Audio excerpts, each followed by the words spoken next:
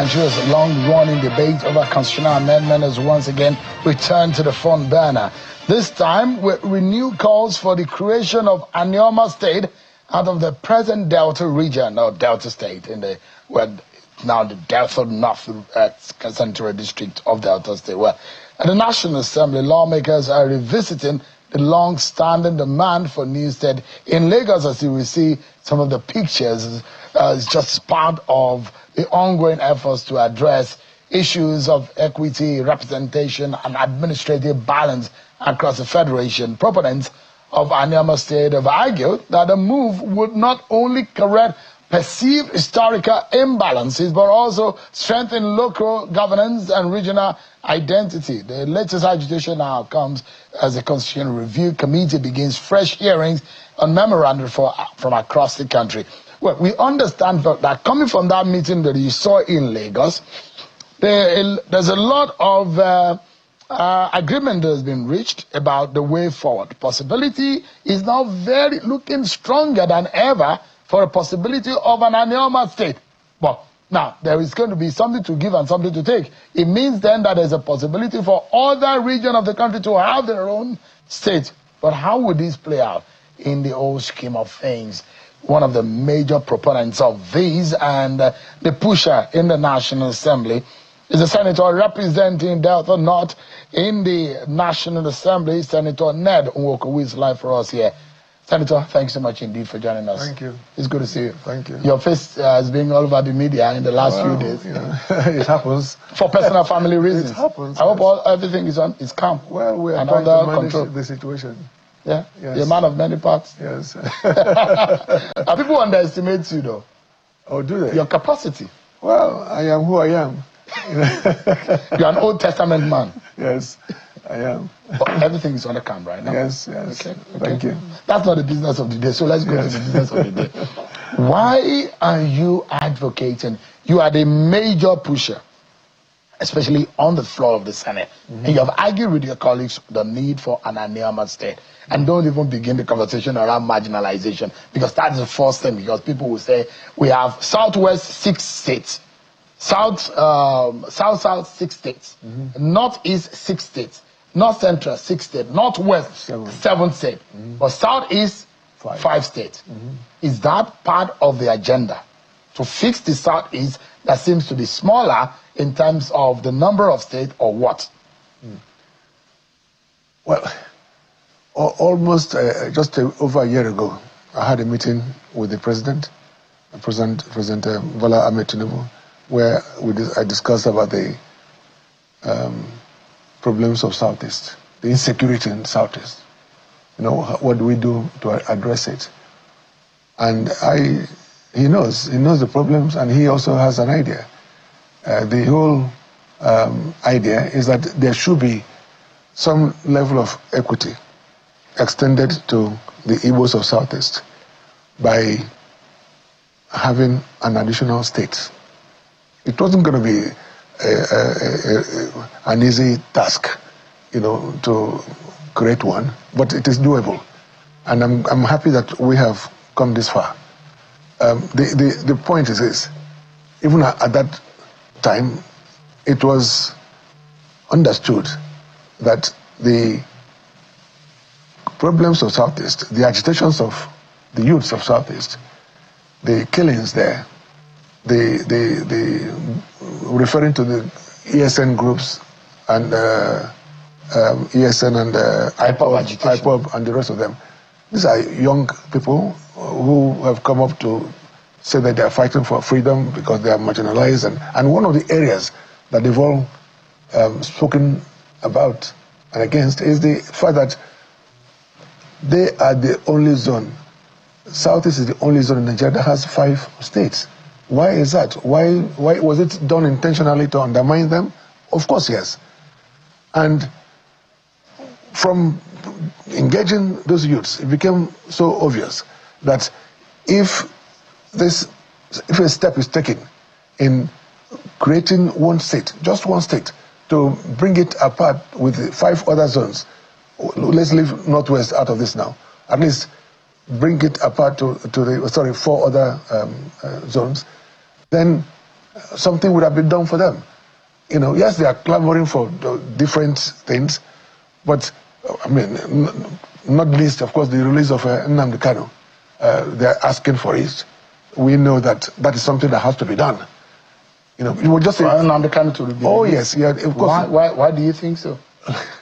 Nnamdi Kanu has been in custody for some time now. I believe that he has been held unjustly. Many people feel that way. As a lawyer, do you think so? Oh yes, yes. That the judicial process is unjust? Yes. Yeah, no, it has been. There's a lot of delays in prosecuting him and all that. If you want to get him tried and convicted, get on with it. But this is a guy who has been held unjustly, as I said, for so many months. And the Buhari government started it. I'm not talking about this government. Trial. No, so the point I'm even making now. I'm talking about the previous government under Buhari. When it's facing a judicial process right now. Yes. Saying it's unjust because the argument is that there should be a political solution, maybe a null prosecution. Prosecution should be established on that for the case to be withdrawn. But there are those who say, well, there are allegations and it's left for the law for him to have his day in court, which is in process. Yeah. But as you know, there has been some pronouncements by the Federal High Court, which has not been respected. So his incarceration is the main reason for the crisis in Southeast. But the crisis started before he was even arrested. No. The killings, the burning of police station, the killing of police officers and all whatnot. Well, look, the problem in Southeast is very different from what is in the Northeast or Northwest and all those areas. The problem in the Southeast has to do with the perceived injustice by governments, successive governments. So what needs to be done? And one of it's why I'm here today, talking about the creation of states to make up the number up to 5. And then you have the release of Nnamdi Kanu. By the time you do these two things, I am almost certain that peace will return to Southeast. Let me ask you this question. I have spoken to so many youths in Southeast, from Southeast, and they have assured me that that they are prepared to be engaged by us, by the leadership. When this is done, they don't want to die. The youths don't want to die. They want to go back to schools. They want to go back to their jobs. All they want is some level of respect and acknowledgement by the nation, by the government of Nigeria. I want to ask you, and this exists in almost every region of the country, where you have your brothers in different states and all whatnot. Are there Igbos outside of the 5 states of the Southeast in Nigeria today? Well, I'm surprised you're asking. No, because for the sake of our... Yes, for the sake of your listeners. Yeah. Let me say this. When it was Western Nigeria, when we had Western Nigeria, I'm sure you've heard of some people being described as Western Igbos. Subsequently, when Midwest was created, by referendum, as you know, they were called Midwest Igbos. Then the name changed to Bendel. They were called Bendel Igbos. And of course, Delta came up with Edo State. And now they're called the Delta Igbos. And that is the Anyomas, the people, our people. 9 local government areas. In that senatorial district. And we are almost completely Igbos. Of course, there are arguments about some areas, some people have come from Igala or come from Benin. But the fact is that, according to Delta State gazetted laws, there are only 5 ethnic groups in Delta. The Yorubas, the Igbos, the Ejos, the Shekiris, and the Isokos. There's no mention of Benin. There's no mention of Yorubas, or also within Delta North. Apart from Delta North, there are those who say, and you might be touching the wrong nerve here. In River State, for example, there are Igbos there. Oh, of course, the Ikweres. Opobos. Or the Opobos. They're everywhere. Igbos are everywhere. Igbos actually. So if you create, for example, are you hoping that they will join the Anyoma State, or Anyoma State is going to solely, from your proposition and the literature that they have put forward, is going to be solely from the 9 local government areas of Delta North? Look, initially, my bill was centered around the 9 local government areas of Delta North. And however, a lot has happened since then. But if you look at the explanatory note to my bill, it talks about the Anyoma state to become the 6th state of the Southeast, the 37th state of the country. Does the Southeast, so the 5 states in the Southeast see you as Igbos? Of course, yes. And I've heard, I don't speak much of Igbo, but I've heard I can tell you, look, the 45 Igbos of the Anomas. No. Every language has dialects. Every language, even Yorubas, from Lagos to Oyo to... Even the Enugu Igbo is different from the Abia Igbo, is different from the Onitsha Igbo. Of course, yes. But we are all Igbos. Anyoma is historically an Igbo enclave. And there's no doubt about that. From our names to our language, to our culture, our tradition, our food, everything is Igbo. And we have always identified ourselves as Igbos. Of course, there were 2 reasons why, for so many, almost like centuries, we were kept at the back burner, kind of confined to Western Nigeria. And why most people some people from my area seem to have gotten to the point where they were not sure whether they were Igbos or not Igbos. But majority of us understand who we are and understand where we've come from. And let me just explain what I mean. There are, during the war, the Civil War, most people, we had the Asaba massacre. After the Asaba massacre and the rest of the killings within our area, we were told as kids that if you see Nigerian soldiers, you must not admit that you are Igbo. You must tell them that you're from Benin or that you are Yoruba. These are kind of things that we had to do to survive the ethnic cleansing that happened at that time. So, of course, there was also this issue of Benin Empire. At the time there was a Benin Empire where, Benin at its heights extended their tentacles to our area. So much so that some people began to think that they were Benis. But we're not Benis, we're Igbos. There's nothing Benin about us. So you have people from Agbo, yes, from Kwale, part of, I'm looking at the major areas of the North, Delta North now that we now seed into what we now be called Anyoma state.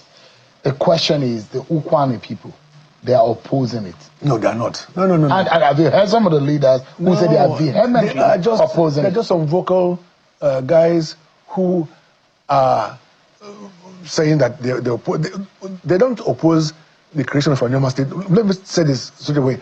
I don't know any Anyoma person, man or woman, who is opposed to the creation of Anyoma state. Some of them say, they don't want to be part of Southeast because they are not Igbos. But they are just few and far between. There are very few of them. Out of the 9 local governments. Out of the 9 local governments. How many of those are Igbo speaking? All of them. Of the 9. All of them, we all speak Igbo. Ukwani don't speak Igbo. Oh, they do. Ukwani people they don't majorly speak Igbo. No, they speak Igbo. The Ukwani speak Igbo. The Ikas speak Igbo. They call it the Kaibo, as you know. And there is no Anyoma son or daughter without an Igbo name. You ask yourself. Is there a general consensus of all the 9 local government areas? To create Anyoma, of course, yes. But this has been a long-standing agitation. As you know, it didn't start with me. It started with the second Senate President in Federal Republic of Nigeria, that's Sir Dennis Osadebe, so many years ago, over 70 years ago. Well, economically speaking, Senator, how do we defend this? We're already complaining that we have to overbloated government. We've gone beyond that. Delta North is rich economically. We out of the 9 local government areas, 6 of those local government areas are oil and gas producing. And Anyoma can feed itself. Anyoma, is that what you're saying? Of course, completely. What are the potentials? I've just told you. We have apart from oil and gas, we have huge deposits of oil and gas. That is a lot, because we have the largest gas deposit in Africa. You should know that. In the nation. Yeah. Then, of course, we have agricultural lands. We have Delta North is the home of Nollywood. I'm sure you know that. And we have most of the big businesses in Nigeria, the television houses or media are from, or banking sector are from Anyoma. I'm sure you know that. You know, so we are more than self-sufficient. Are the Delta people happy with this plan? But we've gone beyond this. No, now. the reason is that let me tell you, we've gone beyond this now, because at the retreat 2 days ago in Lagos, the consensus between the House and the Senate committees on constitutional amendment is that there should be one state for Southeast to make it 6. So we have 37. Yes, and then after that, then there will be one state per zone to make it 7-7 to bring it up par with Northwest. Well, I'm not sure Nigerians are happy with more states. The ones that we have, at some point they were they couldn't feed themselves. They couldn't pay salaries. Now we're going to be creating.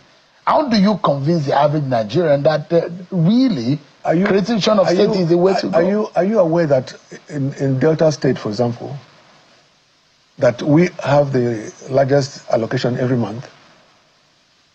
Largest allocation for FAC. Are you aware of that? And this comes from oil and gas resources. Delta North has almost 40% of that allocation. And that 40% is more than what you have in maybe Ebonyi or in Enugu or in Zamfara. So we are much more ready than most current states. We have the resources. That's not the issue. So as a lawyer, quickly, because we're due for another break, as a lawyer, if you look at the position of the Constitution in state creation, in delineation, boundary adjustment, and local government creation, it's very clear of how, the processes on how to create a state. Have you met that criteria as stipulated by the Constitution, where the Constitution stipulates that there will be a referendum in the areas, in all of the areas, where this state creation proposition is coming from? Have you been able to meet that? Of course, yes. Referendum will come in the next few weeks, I'm sure, or months. Almost certainly before the end of the year. We've gotten the guidelines, and for this particular creation of Anyoma state, the referendum will not be limited to just the 9 local government areas. It will extend to all the 5 southeastern states, because we are trying to take the slot that belongs to southeastern states. Why are you so passionate about this? Because it's an agitation that's been 70-something years, but by our forefathers. What if this fails, if it doesn't happen? Well, it's life. You know, at least we would have tried our best. But who would have thought that we would have gotten to where we are now? Who would have thought so? So it's something that our forefathers fought for. They traveled and traversed across the country trying to, lobby, trying to, ask others to support them. But now we're doing it from within National Assembly, through a bill, as I said, and there is really nothing that will stop it. All right, give me a moment. We need to go on the break. But when we come back, in truth, if this goes through and passes through all of the processes of lawmaking in the National Assembly, what are the implications? Will these douse all of the agitation and quiet the noises coming from the southeast region of the country? What are the dynamics politically, economically, and culturally? We'll be right back after this break, everyone. Thank you so much, everyone. Senator Ned Nwoko has been pushing for Anyoma State alongside some members of the National Assembly. But is this personal for him? Is it one that everyone has keyed into, or is just acting all by himself in all of this? How far would this go? Senator, in all of this, what gives you the optimism that this is going to be successful? I am an optimist generally, and there's really nothing that I've put my mind to that I've not achieved. I remember many years ago, I told them I wanted to build a sports university. They said, but why sports university? And I said, look, there's need for a sports university. Many people didn't believe it would happen, but now we are in our third year running. Many years ago, I said I wanted to go to Antarctica. People said, but why do you want to go to Antarctica? Nobody goes there. And I did, just to prove a point. And then, of course, when I started to work on the Paris Club reforms, people said, but it's not possible to take British government to court. It's not possible to take American government to court or the French. I said, well, it is doable. And I did. You have done so many impossible things. Of course, yes. Even so personally, you have done many impossible things. Tell me what it is. But you married 4 wives. That's almost an impossible. Isn't it? That's another kettle of... another topic for discussion. We need a lecture on how you can be able to achieve that. Every man should do that. Every man should do that. The Bible does not prescribe that. Oh, the Old Testament does. Old Testament. So you're a man of Old Testament. I am a man of planning to marry more. I'm a man of faith. Yes. You're planning to marry more. Well, look, that's not what you're here for. You know? I'm just asking. By the way, you have 4. I mean, how did you achieve that? That's incredible. Yeah, well, I'm sure you have a wife. But you also have girlfriends. That's the difference. No, I don't actually. I'm a Christian, 1 wife. That's what the Bible preaches. I will make some research. Do some research about you. Please do. Find out. But in all of this, how do you manage it? Because it's incredibly difficult to even manage being with a partner. Not talk of 1, 2, 3, and 4. You don't have any regrets. The example I gave is this. Just imagine telling you to stand on 1 foot, on 1 leg. You know how difficult it is. But to stand on 2, 3, 4 is much more balanced. That's just the example I gave. Yeah. Do you understand it? So I feel sorry for those who have 1 wife, because it's difficult to stand on 1 leg. And you don't have any regrets? No. If you have your way, you still marry more. I will do the same thing again and again. Of course, yes. And you have a knack of marrying beautiful women. Wow. And young ones too. This is the way it is. And that's the way it should be. But you're not the ones that beat them. You should marry who you want to marry. You're not the one that beats them. No, come on. I am not a violent person. I respect my wives. I love them. And I love my kids. No, not at all. Not at all. All right. So the impossibility brought us there. That's not the topic. The impossibility brought... There are those who say, legally speaking, procedurally, this is almost impossible. No, it is not. What is impossible about it? I remember when I discussed it with the president, as I was saying before, he assured me before I left PDP to APC that he will support it as long as we at the National Assembly are able to do our work. And our work is almost done, because by the time we get to the 3rd reading and then the referendum, the president will take it from there. A referendum is an expensive task. It's like an election. It is a plebiscite. Yeah, it's a plebiscite. And it will be done. It will be conducted in Delta. And the 5 states of the Southeast. Of course, yes. And you think that will happen? Of course it will happen. It's a process. The National Assembly has to, the houses of assembly have to concur. Yeah, of course. Those are the least of the problems. Because at the right time, Mr. President will call the governors and tell them to append their signatures. The reason why I recall your legal your expertise or training is the fact that in the last 27 years, the last person that is able to create a state is the military government. And if you look at the section of the Constitution that states the creation of states, local government, boundary adjustment, and all of that, it makes it extremely difficult to be able to add to what we have in existence. And that's why a lot of lawyers, a lot of legal minds will tell you it's almost an impossibility to happen. What the Constitution has done is to provide for steps to be taken, provide for things to be done, and you just follow them. For example, this president is very strategic, and he has done wonderful things. And I know he will still do many wonderful things. But the most important thing that he would have done for us, the Anyomas and the Igbos, generally, is to give them that 1 state. Something that, as you said rightly, that no other civilian administration has done. So he will do it. He will do it because he understands what to do.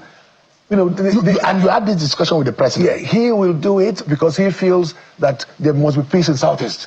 Mr. President understands, and he loves the Igbos, he loves Southeast. He knows that this has to be done to bring peace.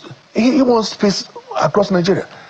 And he knows that that is one thing that is needed to bring peace and justice to the Igbos. Anthropologically, there are those who will argue otherwise, who will say, anthropologically, there's no link between Anyoma and the Southeast. Anyoma still reside anthropologically, culturally, and ideologically in the South-South. I've just told you, the South-South was just a recent creation. Before then, I just told you how we're described as Western Igbos, as Midwestern Igbos, as Bendel Igbos, and now Delta Igbos. So what do they call us Igbos? And as I told you, we all have Igbo names. We all have Igbo culture. We know. Look, What's yours? I spent 5. Mine is Chinedu, whatever they call me, Ned, from Ned. Nedu. Oh. You know, there's no. Do you have any Igbo or any Anyoma person in this country? I'm very sure we do. Ask them their Igbo name. They'll tell you their Igbo name. And was there any time of war of conquest by Igbos across the Niger that they came to conquer us and that compelled us to bear Igbo names? No. Our market days are 4 market days they want to have, and that's exactly what they have in Southeast. And the history is the same. Okay, let me quickly ask you this. When you say the Onitsha word for come is Bia, how does an Anyoma person say? Bia is Bia neighbor, Bia Beni or Bia neighbor. Look, when an Ndoko man speaks, I will understand. They also understand me. When an Eka person speaks, we understand each other. I just told you there are different dialects. London, for example, has different dialects. From east of London to west of London to south of London to they all have different dialects. Senator, they all speak English. Senator, we're totally out of time. Anyoma, I'd like to get your final thought. Anyoma will be done as a state in Southeast, and that will bring peace to Southeast, because some of my people are worried about the unrest in Southeast, and I'm assuring them that there will be peace in Southeast once Anyoma state is created as the choice of the of the Igbos. Now, what has happened is that the National Assembly Committee has put together a committee to decide on which state to choose from. There are about 7 states from Southeast, and we are one of those states, because we at the public hearing we also presented our case in Enugu. So I am sure, I'm almost certain, totally out of time. I'm almost certain that we will be chosen. All right, Senator Chinedu, otherwise Senator Ned Nwoko. Thank you so much indeed for your time. I appreciate it.